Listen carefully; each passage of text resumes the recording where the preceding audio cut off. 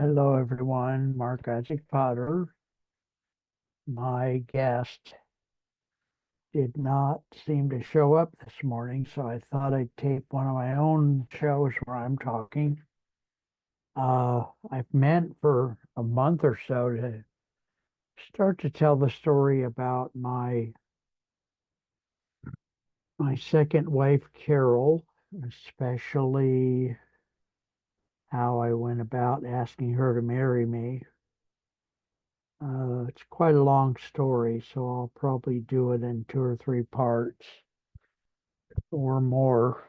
Uh, I used to get very delighted to tell this story, but somehow lately I haven't been as delighted to tell it. But it's funny sometimes. I think some people find it funny. So we had been living together for about a year, and she was a born again Christian, as many of you know. Well, or not. Many of you never knew her, obviously. Anyway, so we weren't supposed to be living together because, that's forbidden in the conservative Christian community. So whenever she had a Bible study at the house, I would have to drive away 20 minutes or so before everybody got there and then drive back, making it look like I came from my place. Anyway, so we were living together about a year, and we lived in Sunnyvale at that time. And I said to her, "Well, I want to take you out to a nice dinner in San Francisco." Uh, Place I picked out was called the Franciscan. I think I got it as a recommendation from a friend or something. So years later, she told me that once she heard that I was going to take her to this nice restaurant, she told her daughters, "Well, I think he's going to ask me to marry him." So I didn't know that was going on behind the scenes, but anyway, I was in fact planning on asking her to marry me. So we went to the Franciscan. We had a very nice dinner, very elegant place in our perception. And to make a long story short, I got cold feet. I did not ask her. And the ride home was very awkward, as you might guess. I can't tell you to this day why I didn't ask her. Uh, so anyway, we went back home, and a few days later, one of Carol's three daughters, now bear in mind Carol was older than I was by about 16 years, so she had three daughters, the oldest of whom was almost my age.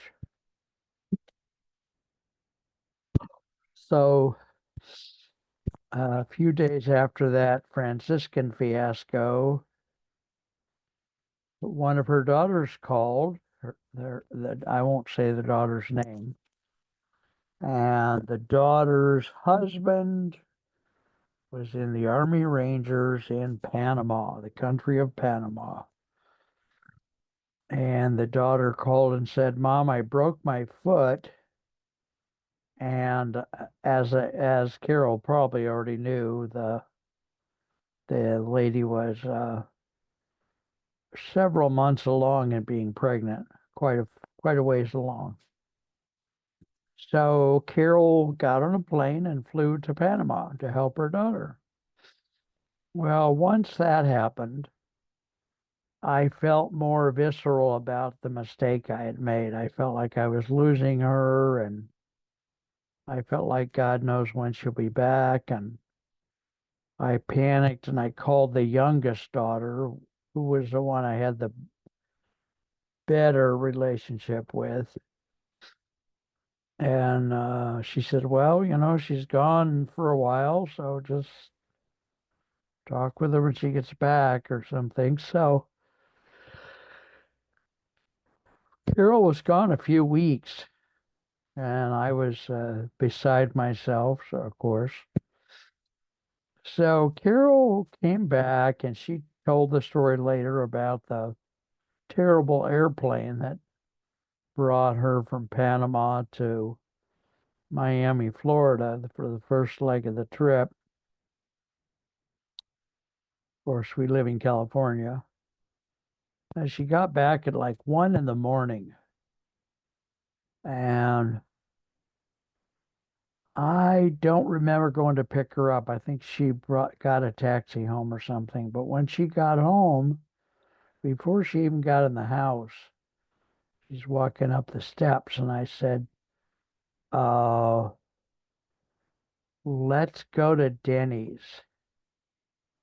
And she said, well, I'm very tired. Why don't we do it tomorrow? And I said, no, let's do it right now. So we went to Denny's, believe it or not, as tired as she was. And I said, will you marry me? And she said, of course I'll marry you. So that may give you a picture of how gracious she was. She was quite an angel. We were married a long time, 13 years. So that is the whole story, even though I thought it would take a longer time. Talk to you guys later. Maybe I'll shoot another small segment. That was only about 5 or 6 minutes. So take care. I love you guys very much. I wish my guest had shown up, but I've probably got to do a better job of uh, reminding them. Usually I send out a weekly reminder, but maybe that's not enough, or maybe I didn't even do it that this week. I don't remember. All right, kids. Talk to you soon.